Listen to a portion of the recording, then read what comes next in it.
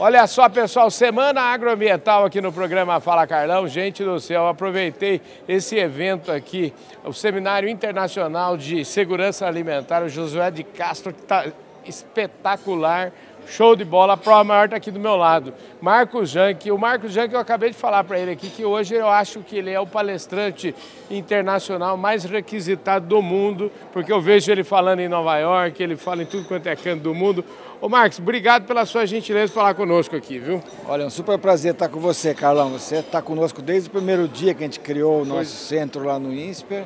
E está aí, quer dizer, a gente tem realmente feito bastante coisa na área internacional, mas eu estou longe de ser um palestrante de renome. Eu apenas faço o meu trabalho ali devagarzinho. Olha, falando em trabalho devagarzinho, a gente que está na Semana Agroambiental, eu queria agradecer o apoio da Agrivale, Vida Gerando Vida, agradecer o apoio da Absolo também, o apoio da Datagro nesse evento e dizer o seguinte: o Marcos fez uma fotografia, você fez vamos dizer assim, você foi de uma felicidade, porque eu nunca vi ninguém traduzir os gráficos que ele colocou ali, um negócio assim absurdamente complicado, mas você descomplica qualquer gráfico, né? Então, eu queria que você falasse um pouquinho dessa sua mensagem, principalmente para a gente começar a resolver o problema da fome, a gente precisa ter um mapa da fome, saber onde ela acontece. Eu acho que você começou muito bem sua fala ali, né? Olha, na verdade a gente tem feito agora todo um trabalho para olhar o problema de fome e má nutrição. São duas coisas importantes que andam juntas, né? Às vezes elas andam juntas, inclusive, nos mesmos lugares. Mas assim, o que a gente mostra é que claramente, apesar de todos os países, muitos países terem esse problema, mas tem 60 países no mundo com insegurança alimentar moderada ou grave. E a maioria desses países está na África e no sul da Ásia, que são as regiões de maior crescimento populacional. Portanto, é um problema extremamente grave. Um outro gráfico que a gente mostra lá, muito interessante, é que as pessoas acham que a insegurança alimentar está ligada diretamente com o problema climático. Ela é afetada por clima e muitas vezes tem quebra de safra, como a gente viu, ou tem enchentes, ou tem outras coisas. Mas o maior problema que gera insegurança alimentar no mundo são as questões de guerras e conflitos, né? Guerras e conflitos levam a problemas alimentares críticos, e as questões econômicas, como foi nos últimos anos o crescimento da inflação depois da pandemia e da guerra da Ucrânia. Então, isso mostra que para nós isso é uma oportunidade, de certa forma, porque as regiões hoje que mais têm problemas de conflitos, de guerras e de falta de alimentos e déficit nas suas balanças comerciais são países da Ásia, né? E também crescentemente da África. E nós estamos longe dessas regiões de maior conflito. Você veja que os três maiores conflitos hoje é Estados Unidos-China, que é um conflito econômico e possivelmente tecnológico militar, a questão lá do Oriente Médio, que agora envolve Irã, Israel, etc., Hamas, e a questão dessa guerra lá na Europa Central que não termina.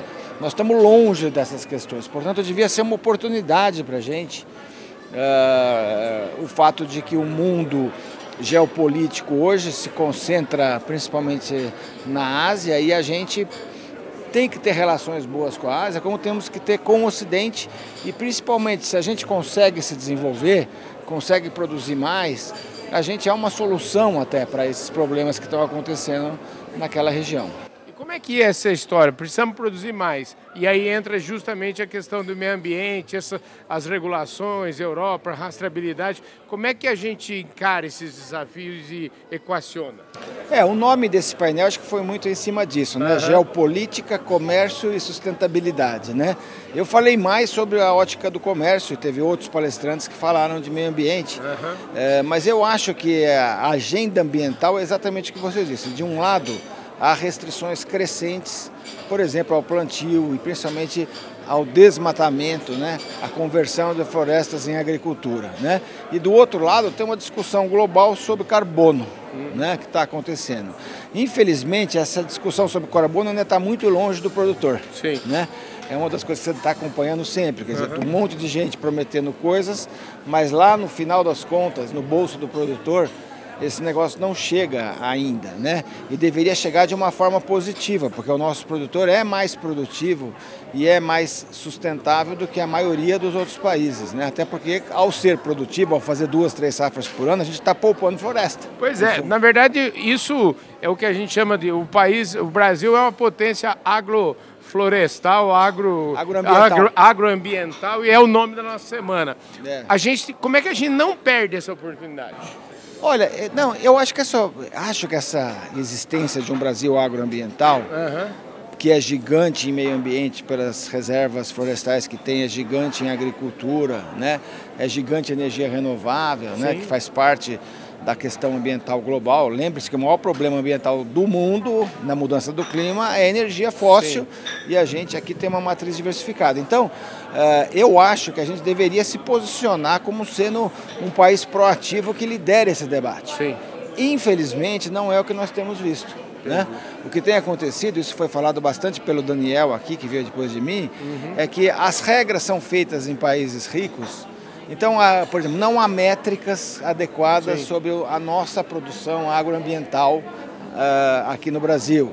Há uma questão de preconceitos, né? No final se falou sobre o SAF, por exemplo, que é o combustível sustentável de aviação, e o Gustavo, que é da indústria azeiteira da Argentina, falou, mas eles não querem que a soja entre nisso.